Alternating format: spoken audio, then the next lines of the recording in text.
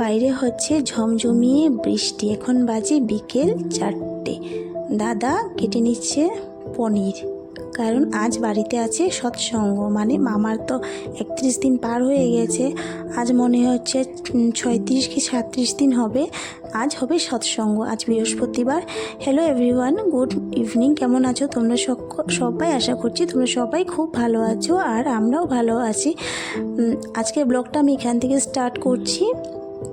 আজকে ব্লগটা যদি তোমাদের ভালো লাগে একটা লাইক করে দিও, আর কমেন্ট করে জানিও, আর আমার চ্যানেলটাকে সাবস্ক্রাইব করে দিয়ে আমার ছোট্ট ইউটিউব পরিবারে চলে এসো। আর হ্যাঁ, আর একটা খুশির মানে আমার জন্য খুব খুশির একটা ব্যাপার যে ও মানে তোমাদের সাপোর্ট ছাড়া তো কিছুই হয় না বলো। আমার ইউটিউব পরিবারে 100 ফ্যামিলি পুরো হয়েছে। তোমাদের সকলকে জানাচ্ছি অসংখ্য ধন্যবাদ আর অসংখ্য ভালোবাসা। তো আজকে ব্লগটা নো স্কিপ করে দেখো, আশা করছি তোমাদের ভালো লাগবে।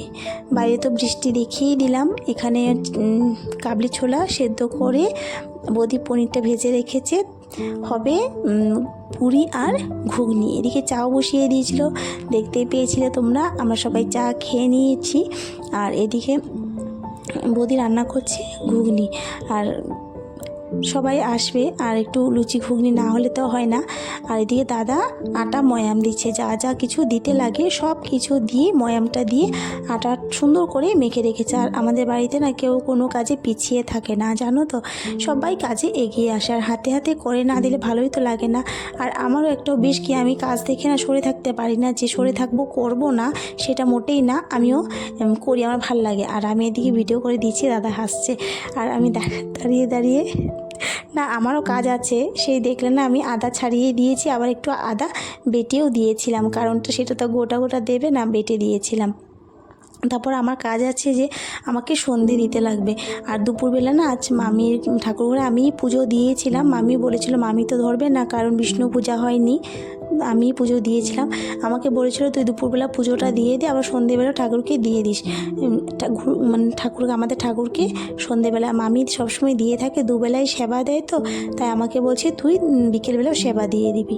তাই আমি সন্ধে দিয়ে কাপড়টা ছেড়ে সবার ঘরে সন্ধে দিয়ে দিয়েছি। মামির ঘরেও দিয়েছিলাম, আমাদের ঘরে মার ঘরেও দিয়ে এসেছি, আমার দিদির ঘরেও দিয়ে দিয়েছি। কারণ দিদি তো বাড়িতে নেই, একটু পরে আসবে। অসীম বলেছে মাসি তুমিই দিয়ে দাও।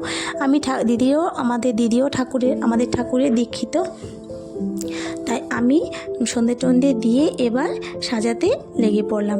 আমাদের ঠাকুরকে সেবা এখানেই সেবাটা দিয়ে দিব, ওখানে আর দিব না, যেখানে আমরা সাজিয়ে রেখেছি সৎসঙ্গ হবে সেইখানে 1 গ্লাস জল নিবেদন করলেই হয়ে যাবে, সেখানে বলেছে যেটা।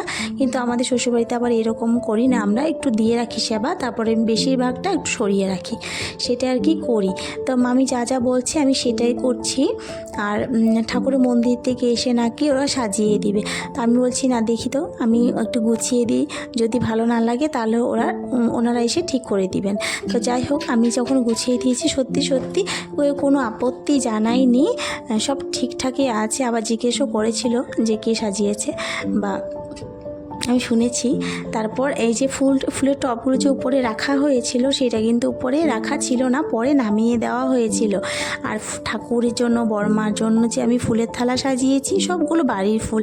আর সন্ধে হয়ে গেছে, আর ফুলগুলো না একটু মানে ছোট হয়ে গেছে, দেখতে ভাল লাগছে। টাটকা থাকলে না বেশি ভাল লাগতো তখন।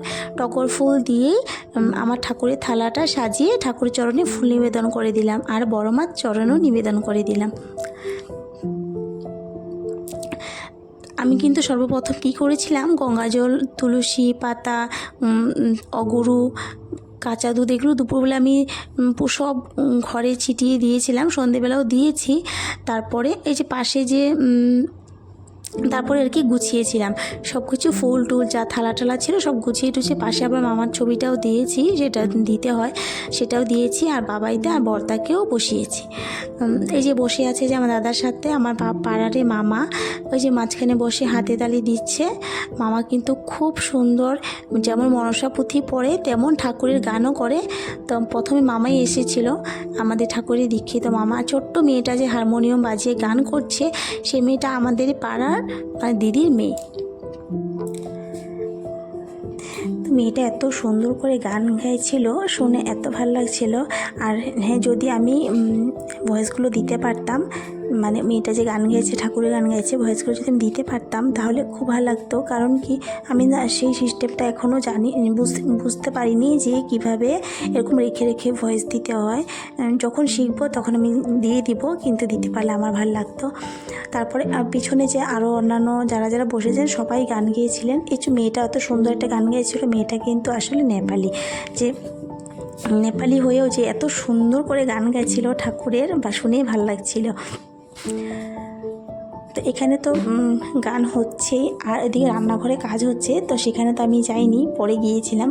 তো দেখতে থাকো তোমরা ব্লগটা, আশা করছি তোমাদের ভালো লাগবে। আর যদি ভালো লাগে একটা লাইক করে দিও, কমেন্ট করে জানিও, আর চ্যানেলটাকে সাবস্ক্রাইব করে দিয়ে আমার ছোট্ট ইউটিউব পরিবারে চলে এসো, তোমাদের কাছে অনুরোধ রইল।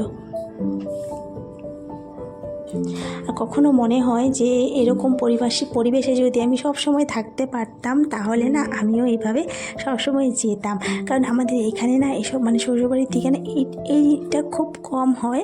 কারণ ওই শ্রাবণ মাস আর ভাদ্র মাসে হয়, আর মাঝে মধ্যে হয়, সব সময় হয় না। কিন্তু আবার আমাদের টিফুতে আবার এরকমটা না, প্রতি মাসে ঠাকুরের মন্দিরে আনন্দ বাজার হয়।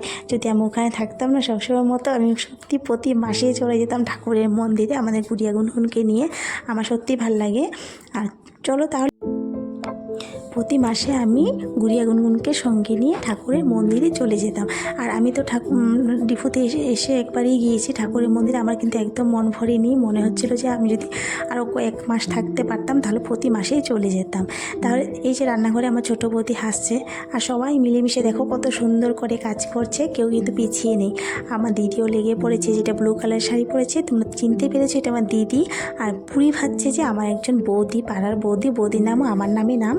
আর মামি বেলে দিচ্ছে ওই যে বসে বসে খাটের উপর, আর পাশে একটা ভাইয়ের বউ, সুন্দর বৌদি। তারপর আমিও ছিলাম, আমিও করে দিয়েছি, বেলে দিয়েছি, আমার বৌদিও ছিল। সবাই মিলেমিশে কাজগুলো করেছি। এরকম করলে কান্না ভালো লাগে বলো, কাজগুলো তাড়াতাড়ি হয়ে যায়। আর আজকের মতো ব্লগটা এখানেই, দেখা হবে আরেকদিন নতুন একটি ব্লগের সাথে। যদি আজকে ব্লগটা ভালো থাকে তবে অবশ্যই জানিও। আজ তাহলে আসি, টাটা, গুড নাইট, সবাই ভালো থেকো, সুস্থ থেকো।